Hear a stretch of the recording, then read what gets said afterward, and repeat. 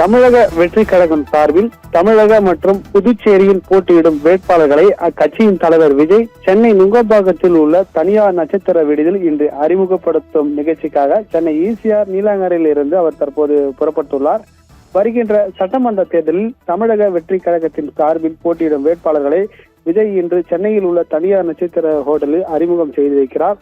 வேட்பாளர் அறிமுக விழா நடைபெற இடத்தில் அழைப்புதல் விடுக்கப்பட்ட நபர்கள் விஜய் வருகைக்காக தற்போது காத்துக் கொண்டிருக்கின்றனர்.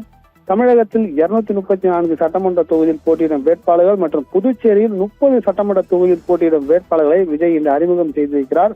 சென்னை நுங்கம்பாக்கத்தில் உள்ள ஒரு நட்சத்திர ஹோட்டலில் காலை 11 மணி அளவில் வேட்பாளர்களை அறிமுகம் செய்து வைக்க உள்ள நிலையில் சென்னை நீலாங்கரையில் உள்ள அவரது இல்லத்திலிருந்து நிகழ்ச்சி பங்கேற்பதற்காக விஜய் தற்போது புறப்பட்டுள்ளார்.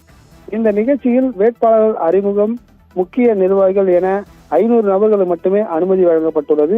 யார் யார் வர வேண்டும் என்ற அழைப்புதலும் ஏற்கனவே அவர்களுக்கு கொடுக்கப்பட்டுள்ளது.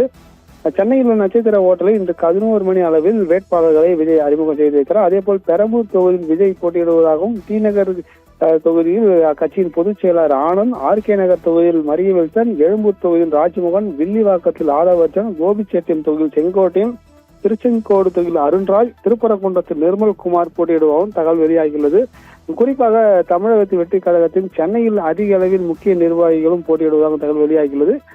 11 மணி அளவில் யார் யார் எந்த தொகுதியில் போட்டியிட உள்ளார் என்ற தகவலும் விஜய் வெளியிட உள்ளார்.